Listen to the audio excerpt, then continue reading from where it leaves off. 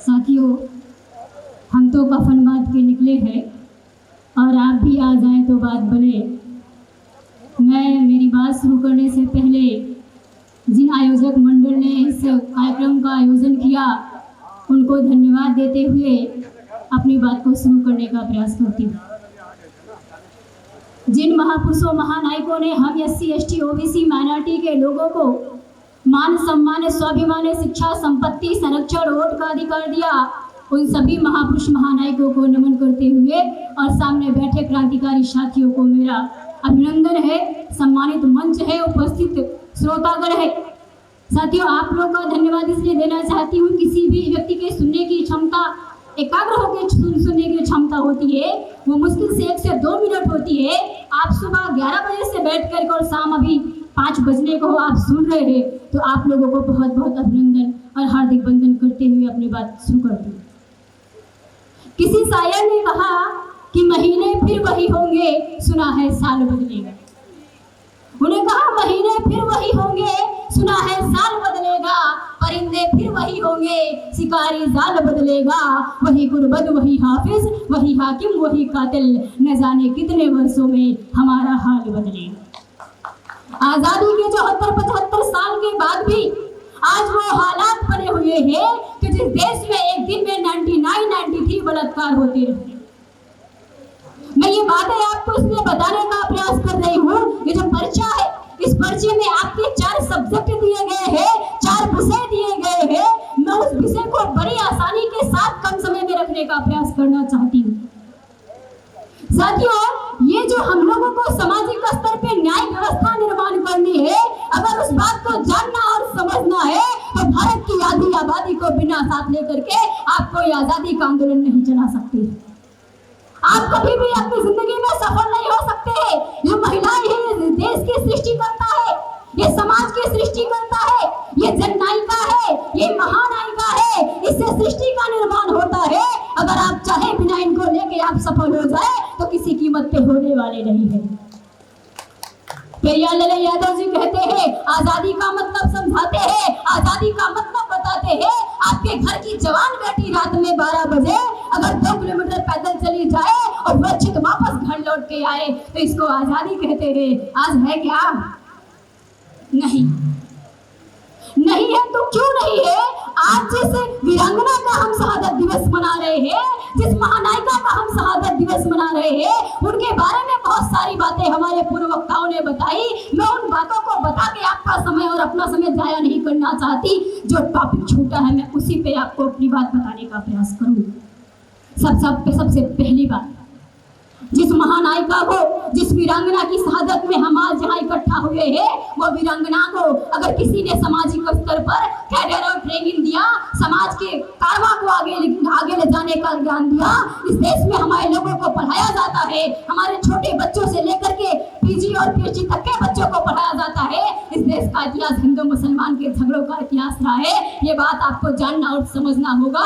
इस देश का इतिहास हिंदू मुसलमान के झगड़ों का इतिहास नहीं रहा है, बल्कि इस देश का इतिहास 85-15 का रहा हुआ है।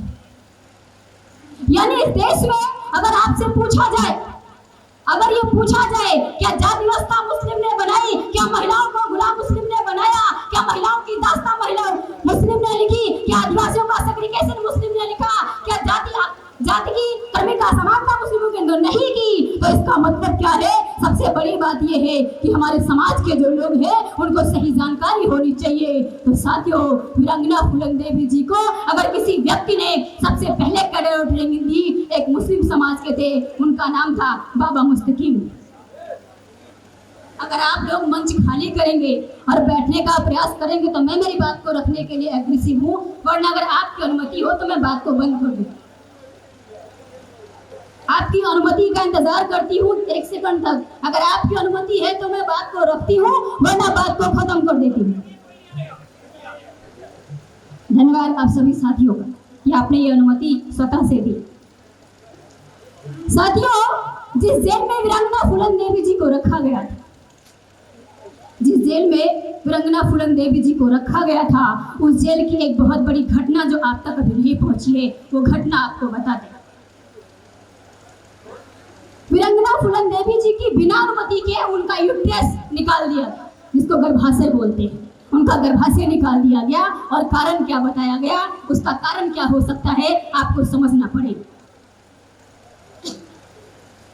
उसका कारण यह है कि ताकि दोबारा कोई वीरांगना फूलन देवी पैदा ना हो। उसका कारण यह है उनका यूट्रस इसलिए निकाला गया, उनका गर्भाशय इसलिए निकाला गया ताकि दोबारा कोई वीरांगना फूलन पैदा ना हो। आपको बताना चाहते हैं, एक तो वो लोग चाहते हैं कोई फूलन देवी पैदा ना हो, और आप लोग भी चाहते हैं वीरांगना फूलन देवी पैदा होनी चाहिए, हमारे घर में नहीं बाजू वाले के घर में। करते नहीं यही काम। हम चाहते हैं राष्ट्रमाता सावित्रीबाई फुले पैदा होनी चाहिए, हमारे घर में नहीं बाजू वाले के घर में। हम चाहते हैं भगत सिंह, राष्ट्रपिता ज्योतिराव फुले, डॉक्टर बाबा साहब अम्बेडकर, पेरियार लाल यादव, कांसीराम साहब, ये सभी पैदा होना चाहिए, लेकिन हमारे घर में नहीं बाजू वाले के घर में, क्योंकि हमारे लोग न्याय चाहते हैं और मुफ्त में। आजादी चाहते हैं, मुफ्त में मिलने वाली नहीं है। अगर आपको ये सब करना है तो आपको चैरिटी बिगिंस एट होम, परिवर्तन घर से शुरू करना पड़ेगा। मौसो तुमने कहा you can make fool somebody for some time, उन्होंने कहा you can make fool somebody for some time, आप कुछ लोग को कुछ समय के लिए मूर्ख बना सकते हैं। फिर कहा you can make fool everybody for every time, आप सभी लोग को हमेशा के लिए मूर्ख बना सकते हैं। फिर कहा बट लेकिन you can not make fool everybody for every time, आप सभी लोग को हमेशा हमेशा के लिए मूर्ख नहीं बना सकते। अभी वो समय गया आप मूर्ख बनते थे। क्योंकि साथियों अभी सामाजिक चेतना जो जगी है वो कैसे जगी है, वो बातें बताने का प्रयास करती हूँ। आज के सब्जेक्ट पे अपनी बात को रखने के लिए मैं इस मंच पे आई हूँ और आपसे उसी सब्जेक्ट पे बात करूंगी जो आपके लायक है। इस देश में जिन ओबीसी के लोगों को, हमारे समाज के लोगों को ये कहा गया ये ओबीसी केवल जागता हुआ शेर है, सोता हुआ शेर है, जागने की देर है। लेकिन ओबीसी क्या करता है, जगता तो है, दोबारा फिर सो जाता है। क्यों? क्योंकि उसको अपना पहलू समझ में नहीं आता। क्यों नहीं आता? सबसे बड़ी जो बात है वो होती है साथियों, एक होती है कालबाह्य, एक होती है काली संगत। कालबाह्य और काली संगत आपको समझाने का प्रयास करती हूँ। ये मेरे पास पेन है, जब तक इस पेन के अंदर स्याही है तब तक ये काली संगत है। जब ये पेन की स्याही खत्म हो गई, ये कालबाह्य हो गई, ये किसी काम की नहीं। वैसे वर्तमान में जो है, जो हमारे अंदर सामाजिक शिक्षा की बात आती है, सामाजिक चेतना की बात आती है, सामाजिक न्याय की बात आती है, वो हमारे लोगों के बीच में समझ में नहीं आती है, हमारे लोगों के बीच में जागृति नहीं की जाती है। साथियों इस देश में क्या था, केंद्र सरकार के द्वारा हलफनामा पेश किया गया सुप्रीम कोर्ट को 23 सितंबर 2021 के मसले पे केंद्र सरकार के द्वारा हलफनामा पेश किया गया सुप्रीम कोर्ट को कि इस बार ओबीसी की हम गिनती नहीं कराएंगे, बैकवर्ड की गिनती नहीं कराएंगे। साथियों बैकवर्ड की गिनती नहीं कराएंगे और गिनती ना करने से कितना बड़ा नुकसान होता है वो बातें आपको समझाने का प्रयास करती हूँ।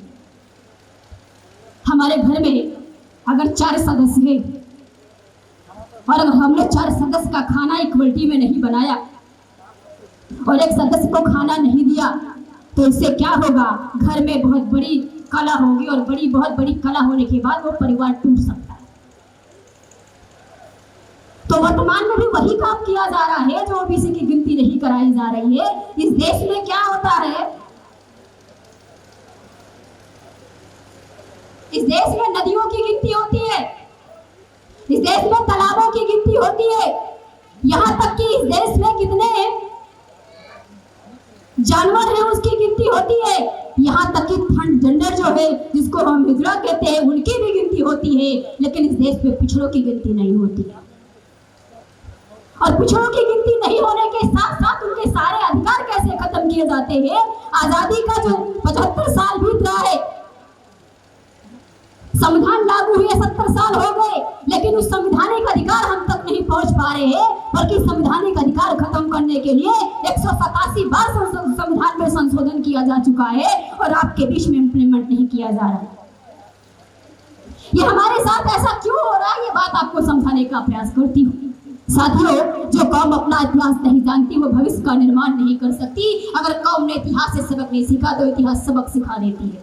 आज हमारे सामने जो गरीबी, बेरोजगारी, भुखमरी, रेप, बलात्कार, आतंकवाद निर्माण हुआ है, ये परिणाम है, ये कोई कारण नहीं है।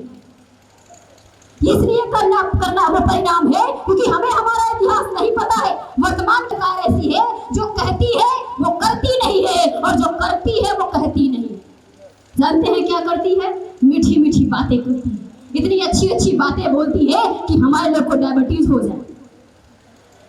इतनी अच्छी अच्छी भाषा का प्रयोग करती है कि हमारे लोग को डायबिटीज का शिकार होना पड़ता है। इतना ही नहीं, 2011 में जो केंद्र सरकार के में यूपीए के द्वारा उन लोगों ने जो गिनती की हुई थी जिसमें सोशल इकोनॉमिक सेंस किया हुआ था, उसमें साथियों 4,500 करोड़ रुपए खर्च किए थे। उसके बाद क्या हुआ? इन लोगों ने 2021 में कहा वो जो पैसे खर्च हुए थे, जो टाइम वेस्ट हुआ था, वो अनएथिकल था, वो अनरिस्पेक्टेड था, वो अनरिलायबल था, उसका कोई मान नहीं रखेंगे, दूसरा करेंगे नहीं और पहला लागू नहीं करेंगे। कहने का मतलब ये है साथियों कि पहला तो उन्होंने क्या कहा, हम आगे सोचेंगे। आगे कब सोचोगे? आपको तो अपना घर बनाना होता है तो क्या एक तरफ से घर गिरा देते हैं? पहले ये ध्यान रखते हैं आखिर हम अपनी बरसात में अपने छत के लिए थोड़ी सी व्यवस्था कर ले, फिर घर को बनाने का प्रयास करते हैं। ऐसे इन सरकारों ने क्या किया? ओबीसी का सत्यानाश किया। बहुत सारे कारनामे ओबीसी के साथ किए गए, लेकिन कुछ बातें आपको बताने का प्रयास करती हूँ। साथियों, साहू जी महाराज 1902 में जिन ओबीसी के लोगों को 50% का रिजर्वेशन देके गए थे, आज वही ओबीसी के लोगों को 27% में बांट के रखा गया है। एक बात आपको बताना चाहेंगे, जब 1953 में काका साहब कलनकर आयोग चल रहा था, डॉक्टर बाबा साहब अम्बेडकर ने कहा, उसमें डॉक्टर बाबा साहब अम्बेडकर ने शेड्यूल कास्ट फेडरेशन बनाया हुआ था। उन्होंने कहा, यह 1953 की बात है, डॉक्टर बाबा साहब अम्बेडकर ने कहा 1953 में शेड्यूल कास्ट फेडरेशन नाम का जो संगठन है, यह समुद्र में चल रहे कछुए के समान है, ओबीसी के लोगों को इस पे बैठ जाना चाहिए। इतना ही नहीं बल्कि उन्होंने 1919 में अंतर जाति विवाह का भी प्रावधान डाला, 1920 में मजदूर प्रथा खत्म की, 1921 में छात्रवृत्ति लेकर के आए। इतना नहीं साथियों, 24-25 अप्रैल 1948 में इस उत्तर प्रदेश के लखनऊ के बाबू गंगाराम मेमोरियल हॉल में डॉक्टर बाबा साहब अम्बेडकर आए और ओबीसी के मंत्रिमंडल के लोग उनसे मिलने गए। जब उनसे मिलने गए, उस समय उत्तर प्रदेश के मुख्यमंत्री गोविंद वल्लभ पंत जी थे। वो मंच पे बैठे हुए थे, उस शेड्यूल कास्ट फेडरेशन के अधिवेशन पे वो मंच पे बैठे हुए थे। डॉक्टर बाबा साहब अम्बेडकर से ओबीसी के लोगों ने कहा, डॉक्टर बाबा साहब अम्बेडकर, आपने शेड्यूल कास्ट के लोगों को अधिकार दिया है, आप साहू जी को मानते हैं, साहू जी की मसीहा मानते हैं, हम चाहते हैं हम ओबीसी का भी अधिकार आप बहाल करें। डॉक्टर बाबा साहब अम्बेडकर ने उस मंच पे आकर के एक बात बोली। वो बात जानते हैं क्या बोली? उन्होंने कहा, जिस दिन ओबीसी एससी के लोग एक मंच पे आ जाएंगे, गोविंद वल्लभ पंत जैसे लोग हमारे समाज के जूते का फीता खोलने का अवसर पाएंगे तो गर्व महसूस करेंगे। और आज क्या है? आपको लग रहा होगा मैं आपको इतिहास क्यों बता रही हूँ। हमारे लोगों को यही तो नहीं पता है कि आपके पुरखे ने क्या किया। आपका इतिहास गौरवशाली इतिहास है। अगर आपको अपना इतिहास नहीं पता होगा तो आपको कैसे पता चलेगा भाई आपके बच्चों को कौन सी शिक्षा दी जा रही है, वो कालबा है या काले संगत है। उस बच्चे से आपके अंदर संघर्ष आएगा, विरोध आएगा, या आपका बच्चा शांतिपूर्वक घर में रह जाएगा। वर्तमान की डिग्री की आपको बात बताए, हमारे लोग को लगता है हमने बहुत पढ़ाई की तो हम बहुत जानकार हो गए। अरे कुछ नहीं हुआ। बहुत पढ़ा लिखा होना और जागृति आना दोनों अलग बातें हैं। बहुत पढ़ा लिखा होने का मतलब क्या है? हमारे पास डिग्री का कलेक्शन है। उस डिग्री से हमने क्या किया? हमने नौकरी के लिए फॉर्म अप्लाई किया, हमने तैयारी की, हमारा सिलेक्शन हुआ, हमने ज्वाइनिंग ली। उसके बाद हमने क्या किया? बीवी बच्चों के बीच में गए, उसके बाद बच्चों की शादी की, नाती पोता को खिलाया और फिर दुनिया छोड़ के चले। यहाँ तक आपकी डिग्री समझ में आती।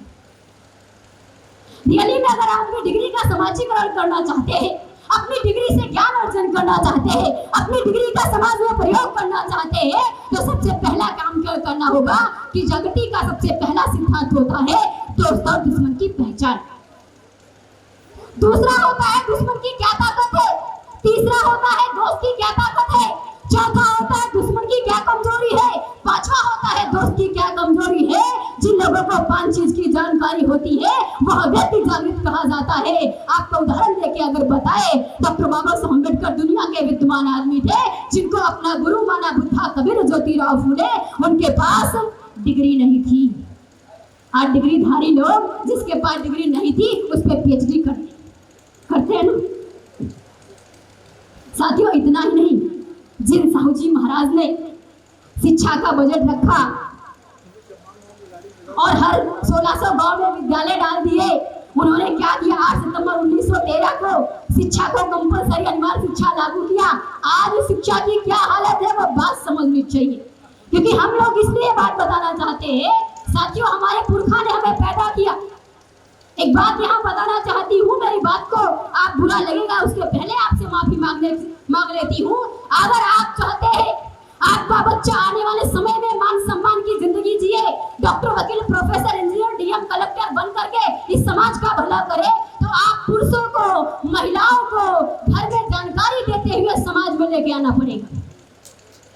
पहला, अगर आप चाहते हैं आपका बेटा, आपका बेटी आने वाले समय में मान सम्मान, स्वाभिमान मिले, उसको डॉक्टर, वकील, प्रोफेसर, डीएम, कलेक्टर का दर्जा मिले और वो सम्मान से जी सके, तो आप पुरुषों को, अपने घर की महिलाओं को समाज में निकालना पड़ेगा। दूसरा, अगर आप महिलाएं चाहती हैं, आपका बेटा, आपका भाई, आपका पति, आपका बेटा, आपका भाई, आपका पति, आपका पिता आने वाले समय में या भी वर्तमान में सम्मान की जिंदगी जी पाए, माने सम्मान, स्वाभिमान उसके पास रह पाए, उसको सारे अधिकार बहाल किए जाए, तो आपको स्वतः ये बात सोचनी पड़ेगी। भाई, एक बात बताइए, गुलामी कोई एहसास कराता है क्या? हाँ, गुलामी एहसास की जाती है। हम एहसास नहीं करेंगे, आपको खुद एहसास करना पड़ेगा। क्या हमारे पुरखों को बताने गया था क्या कि तुम गुलाम हो? अरे नहीं, उन्होंने ये एहसास किया हमारे समाज का अधिकार जा रहा, हम क्या कर रहे हैं, तो हम महिलाओं को एहसास करना पड़ेगा। क्या वीरांगना फूलन देवी को कोई एहसास कराया था क्या? नहीं, बल्कि उनके साथ घटना घटी, उनको एहसास हुआ कि हमारे समाज के लोगों को क्या कहा जाता है। आपको बताते हैं, लोग क्या कहते हैं? अरे भैया, बिटिया बड़ी हो गई है, बिटिया की शादी कर दो, जमाना बड़ा खराब है।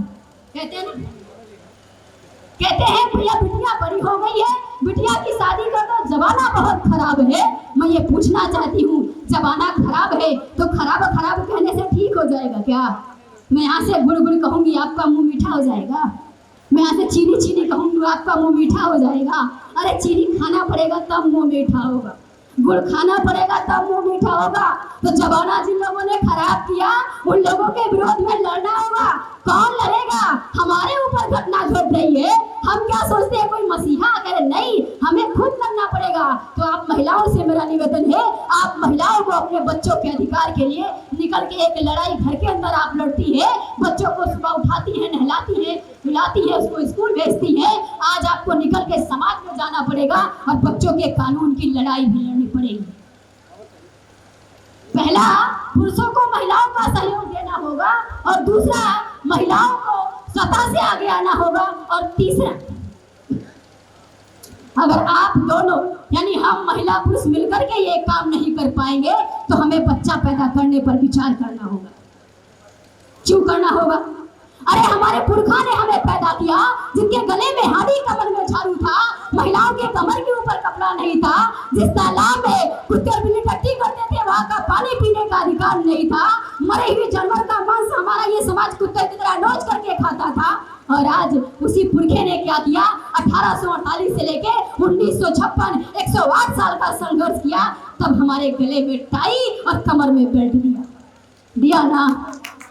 हमारी महिलाओं की शरीर साड़ियाँ दी, हमें कॉफी ना बिस्लरी का पानी पीते हैं, हम दाल चावल सब्जी रोटी फल मिठाई खाते हैं, लेकिन क्या जिन बच्चों को हमने पैदा किया उनको अधिकार मिल रहा है? साथियों, सबसे बड़ा जो पहलू होता है, महिला जो होती है वो अपने बच्चों की प्रथम शिक्षिका होती है। बच्चा स्कूल में बाद में पढ़ता है, पहले अपनी माँ से सीखता है।